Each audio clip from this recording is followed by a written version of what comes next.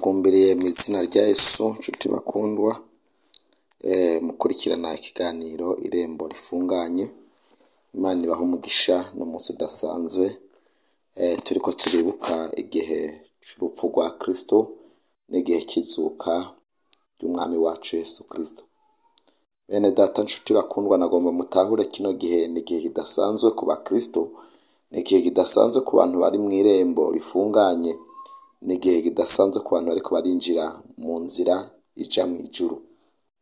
Rero iki gihe ndakwinginze nshuti mukundwa, unkurikirana umfashe utahura amajambo y'Imana, kuko Kristo nta kindi yaje gukora, yaje kurondera jewe nawe. Imana ibahe umugisha.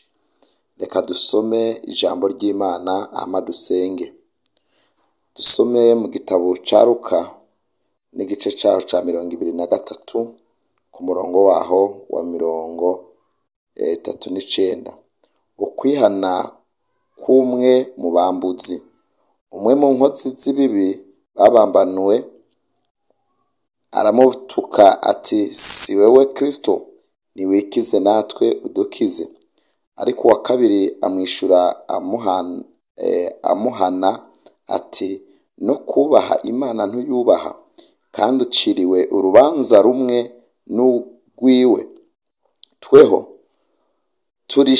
turishuye kuko tugiriwe ibihwanye n'ivyo twakoze, ariko uyu nta kibi yakoze. Kandi aravuga, turahava, uzunyibuke Yesu aho uzozira mu bwami bwawe. Aramwishura ati, ndakubwira ukuri, uyu munsi urabana nanje muri paradizo. Amen. Imana ishimwe cyane.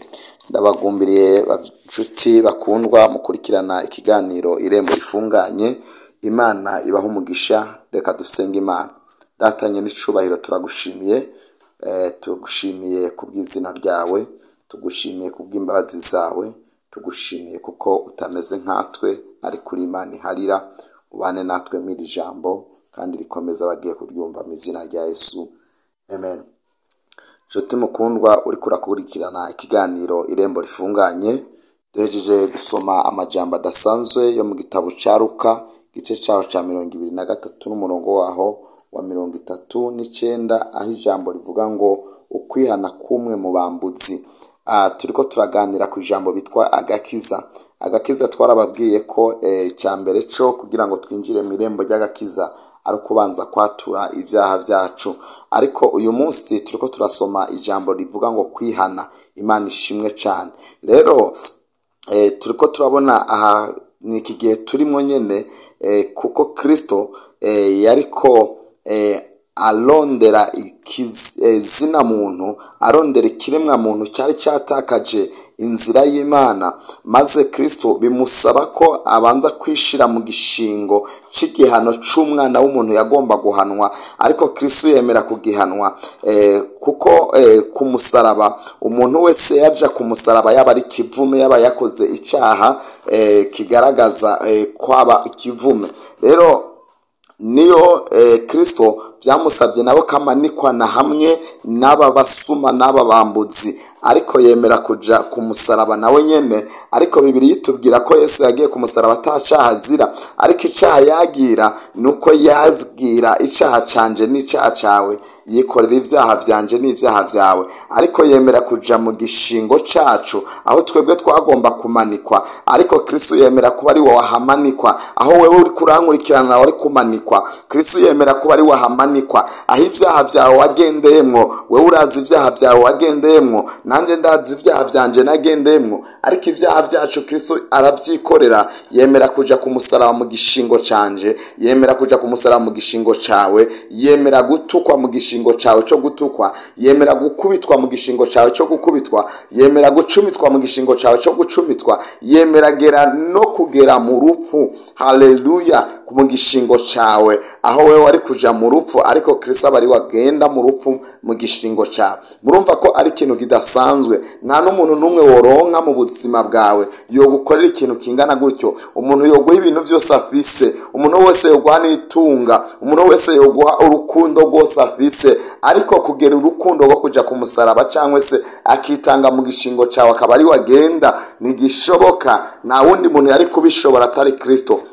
Rero turiko turasoma aya majambo aho tubona n'igihe Kristo yari ku musaraba, umwe nyene mu bambuzi cyangwa se mu bisuma cyangwa se mu banyabyaha bari babambanwe nawe. Uyumviriza aya majambo, uyu muntu yari abambanwe na Kristo, we yari afise dosiye, yari afise kimwagira, ariko Kristo ari ku musaraba yagira dosiye y'uwo muntu, yagiye mu gishingo c'uwo muntu, yegira icyaha canje n'icyaha cawe. Ariko uyu muntu hakumwemera, atangura kumubwira ngo amajambo yo kumucokoza ngo nyimbura umwana w'Imana. Muri make mu yandi majambo aracyanabikekeranya, ntabimenya, ntarabihishurirwa. Uyu munsi hari abantu bakekeranya iby'Imana, uyu munsi hari abantu bakekeranya imbabazi, uyu munsi hari abantu bakekeranya agakiza, uyu munsi hari abantu bagikekeranya n'ubuntu. Imana idutabare cyane.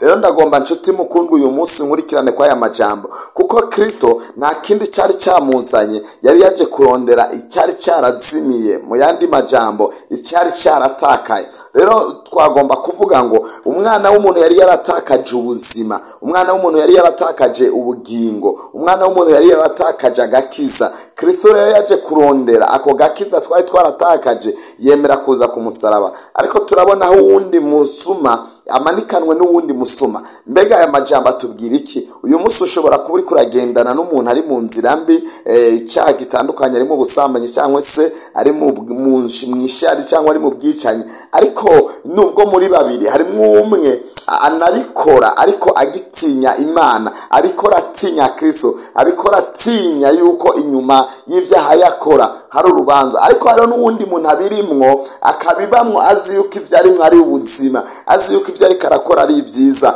Rero turabona bano basuma babiri bari ku musaraba, Yesu nawe ari hagati muri bo.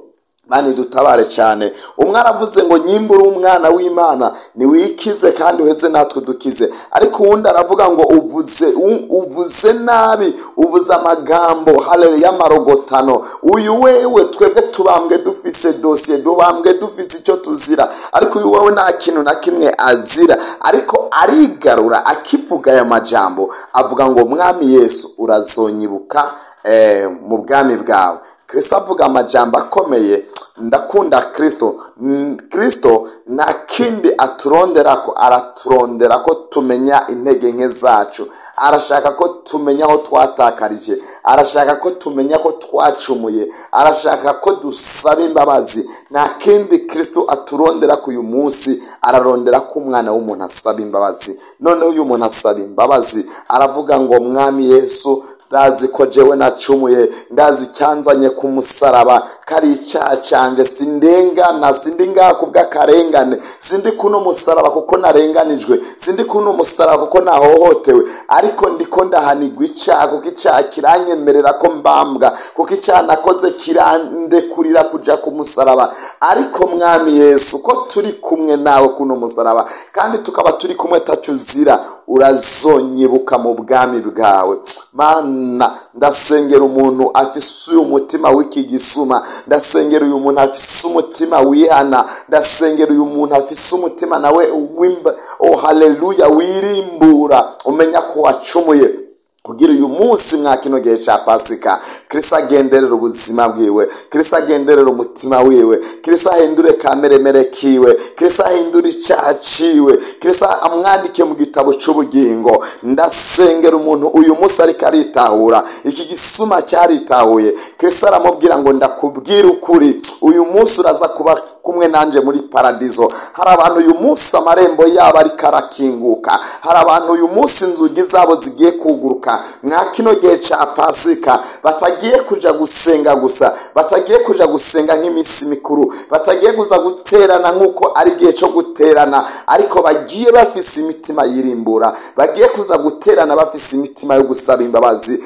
baze kwirimbura mu byo bamazemo igihe kirekire, mu byo bamazemo igihe bakora byababaje Imana, vyatumye umwami Yesu Kristo aja ku musaraba. Bemere uyu munsi bamwakire nk'umwami n'umukiza. Kristo uyu munsi nagomba kukwikoreza umusaraba. Kristo uyu munsi nagomba yuko ibyaha byawe ngo uja ku musaraba, ariko Kristo aragomba kumwemera nk'umuntu yakubambiwe. Kristo aragomba kumwemera nk'umuntu yakugiriye ku musaraba. Kristo aragomba kumwemera nk'umuntu yagiye mu gishingo cyawe akemera kwikorera ibyaha byawe kugira ngo nawe akubabarire. Inshuti mukundwa, uyu munsi nyemerera turiko turakurikirana aya majambo, intsinzi ya Kristo ibe mu buzima bwawe, iganze ubuzima bwawe. Ijambo ryawe ryarambwiye ngo yamanutse ikuzimu ngo yambura imfunguruzo wa mwasi Satani. Reka ubuzima bwawe bubohoke, reka uyu munsi ubuzima bwawe bubohoke, reka aho watakarije uyu munsi wongere ugaruke mu nzira. Kristo yaje kurondera wewe. Intsinzi ya Kristo nta wundi irondera. Intsinzi ya Kristo yatsindiye ubuzima bwawe, yatsindiye icyaha cyawe kugira ngo icyaha cyawe ntikibe kikiboneka ukundi, ariko mu gishingo cyawe haboneke Kristo. Agakiza karengeye kubona ibyaha byawe, agakiza Kristo yatbambiwe karengeye kubona ibyo wakoze. Reka uyu munsi ntubone ibyo wakoze, ntubone yuko umenga ntiwobabarirwa, ariko uyu munsi nyemerera wakire Kristo aganze ubuzima bwawe kugira ngo icyaha cyawe gitwikirwe mu ishusho y'Imana kureba wewe, ariko Imana ibone Kristo, ibone amaraso ya Kristo. Reka amaraso ya Kristo uyu munsi aguhumanure, akweze, akuhagire umwanda w'ibyaha byawe mu izina rya Yesu, amen.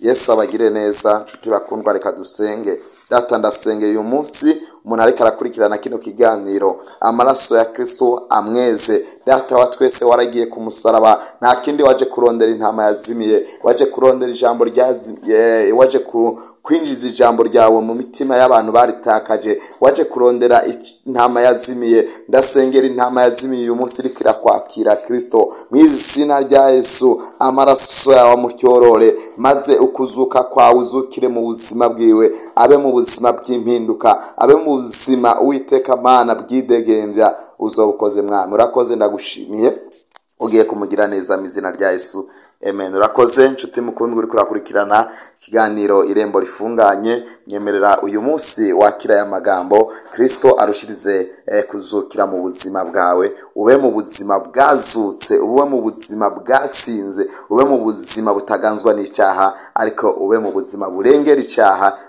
bukatwikirwa n'amaraso ya Kristo mu izina rya Yesu, amen. Shalom shalom.